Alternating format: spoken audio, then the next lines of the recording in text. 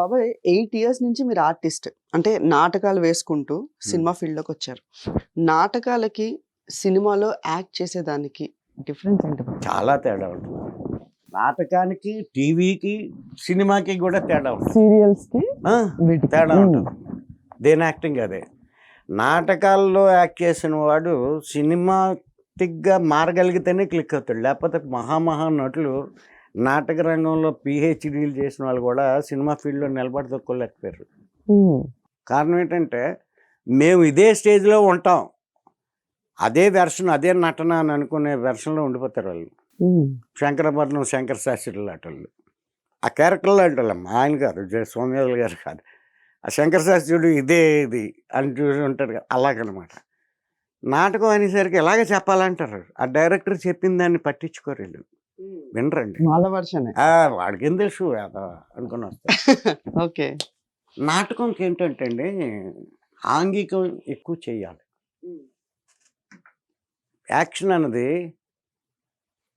బాగా ఎక్కువ చూపించాలి. కారణం ఏంటంటే వెనకాతలు ఉన్న ప్రేక్షకుడికి మైక్ ఒకవేళ పని చేయకపోయినా వినపడేటట్టు చూడాలి. ఒకవేళ డైలాగు వినపడకపోయినా ఆంగికాన్ని బట్టి, మన యాక్షన్ని బట్టి ఆ డైలాగ్ సెన్స్ అర్థం అవ్వాలనే ఉద్దేశంతో గట్టిగా ఓవర్ ఎక్స్ప్రెషన్స్తో చేస్తాం.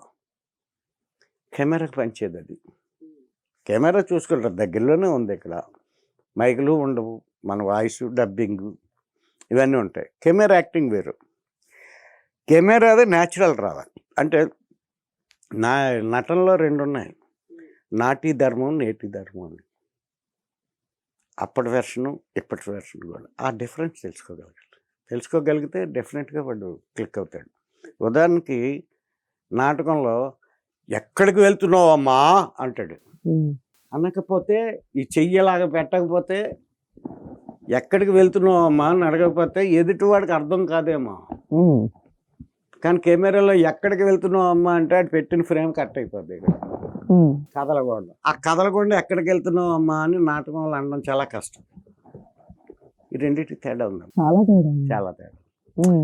మానిటర్ యాక్టింగ్, అది మాస్టర్ షాట్ యాక్టింగ్కి, క్లోజ్కి చాలా తేడా ఉంటుంది. మళ్ళీ మాస్టర్లో బుర్ర అటు పెట్టినా ఇటు పెట్టినా ఎలాగన్నా అలాగన్నా కొట్టుకెళ్ళిపోయింది. క్లోజ్కి వచ్చేసరికి కాస్త ఒళ్ళు దగ్గర పెట్టుకొని, కళ్ళు జాగ్రత్తగా పెట్టుకొని చేయగలగాలి. క్లోజ్ దగ్గర దొరికిపోతాడు ఏ ఆర్టిస్ట్ అయినా. అయితే సినిమా కష్టాలు ఎలాంటివి బాబు?